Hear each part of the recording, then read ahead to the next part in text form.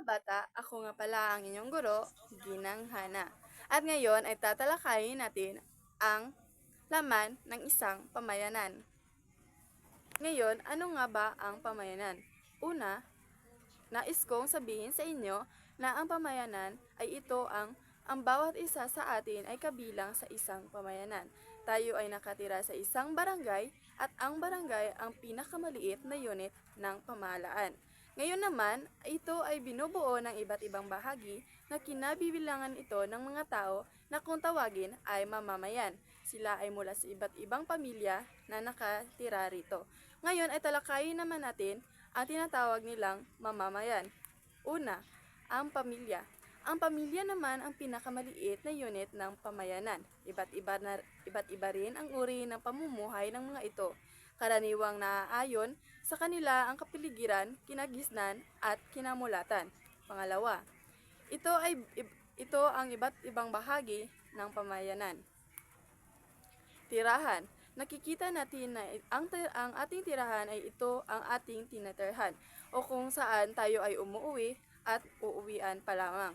Pangalawa, ang paaralan.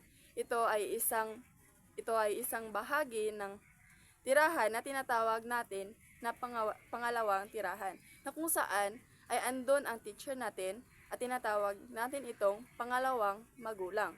Pangatlo, ang simbahan. Ang simbahan ay dito tayo nagdadasal, humihingi ng patawad, humihingi ng blessing, at kilala nyo ba si Lord? Siyempre, kilala nyo ito si Lord. At may iba't ibang simbahan na tinatawag, tulad ng Iglesia ni Cristo, isang simbahan ng Islam, isang simbahan ng Christian, at iba't iba pang simbahan na nais kong ibanggit, ngunit ito ang mga simbahan. Ngayon naman ay ang komersyal, kung saan ang mga komersyal ay may iba't ibang uri ng panininda, tulad ng gulay, isda at mga karne, at ang iba't pang mga uri ng pagkain na ating kinakain o ating kakainin pa lamang.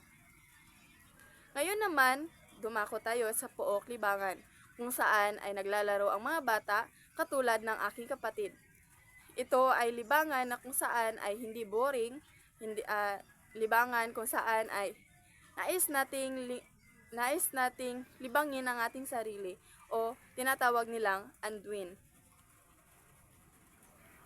So ngayon naman, nais kong sagutan ninyo ang aking mga katanungan dito sa harap at ako muna ay may pupuntahan. Hello mga bata at magandang araw. Ang ating topic ngayon ay ang kinalalagyan ng Pilipinas sa mundo. Una ay gusto ko suriin ninyo ang mapa. Ang mapa at globo ay pampahalang at patayong guhit. May mga pananda at simbolo rin ito. Likhang isip ang mga ito. Ang mga guhit at pananda o simbolo nito ay may kahulugan. Sa gitna ng globo ay may pahalang na guhit. Ito ang naghahati sa globo sa dalawang magkasinlaking bahagi. Ngayon naman, ang bahaging nasa gawing itaas ng globo ay tinatawag na hilagang hating globo. At ang bahaging nasa ibaba ng globo ay tinatawag na timog hating globo. Ngayon naman ay tignan mo ang prime meridian. Ito ay patayong guhit meridian na may 0 degrees. Mula sa 0, pakaliwa 0 degree, mula sa 0 degrees, pakaliwa ay patungong kanluran. Mula 0 degrees, pakanan ay patungong silangan. Ngayon naman, tignan mo ang prime meridian. Ito ay patayong guhit meridian na may 0 degrees. Mula sa 0 degrees, pakaliwa ay patungong kanluran at mula sa 0 degrees, pakanan ay patungong silangan. Ngayon ay basahin at pansinin mo ang Ecuador. Ito ang pahalang na guhit na may 0 degrees. Mula sa Ecuador patungo sa pulong hilaga ay ang hilagang hating lobo.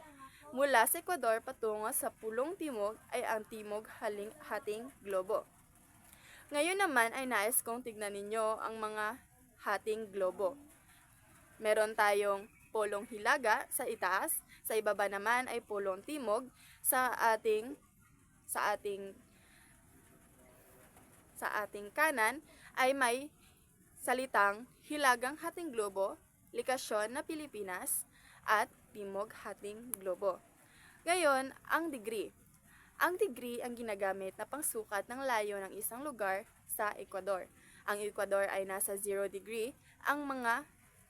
Zero, ang mga bilang ng guhit latitude ay 0 degree mula sa Ecuador hanggang sa 90 degree patungong pulong hilaga o polong timog. Ngayon naman, ang degree ay ginagamit sa pagsukat ng layo, isang lugar sa Ecuador. Ang Ecuador ay nasa 0 degree. Ang mga bilang ng guhit latitude ay 0 degree mula sa Ecuador hanggang 90 degree patungong pulong hilaga o polong timog. Ngayon naman ay tignan ang Pilipinas sa globo. Nakikita mo ba na ang Pilipinas ay nasa hilaga ng Ecuador?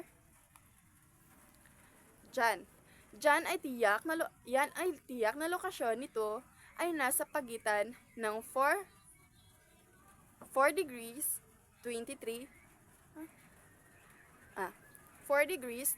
Celsius at 21 degrees 25 Celsius.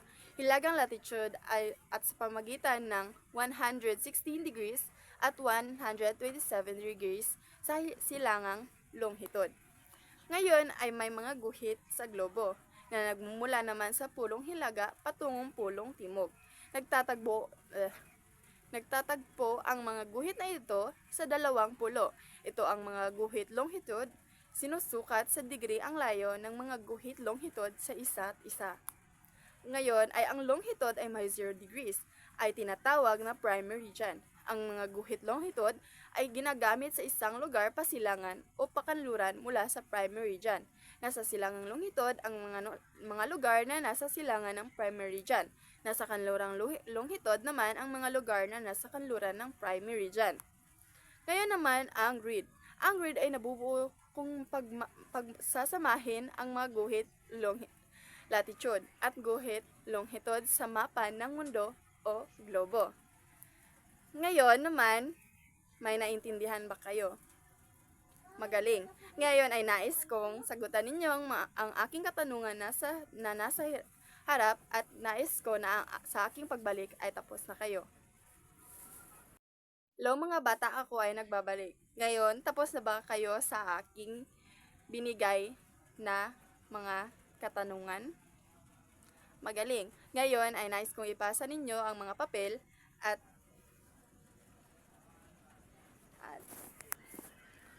nais kong isulat ninyo ang aking ibibigay na takdang aralin at yon lang ang ating topic ngayon. Goodbye mga bata. Tapos na ba kayo mga bata? At nasagutan niyo ba ang aking mga katanungan? Magaling. Ipasa niyo na ang inyong mga papel sa harapan. Ngayon naman ay nais kong isulat ninyo ang aking ibibigay na takdang aralin at nais kong sagutan ninyo ito sa inyong bahay. At dito ko malalaman kung may natutunan ba kayo. Paalam mga bata.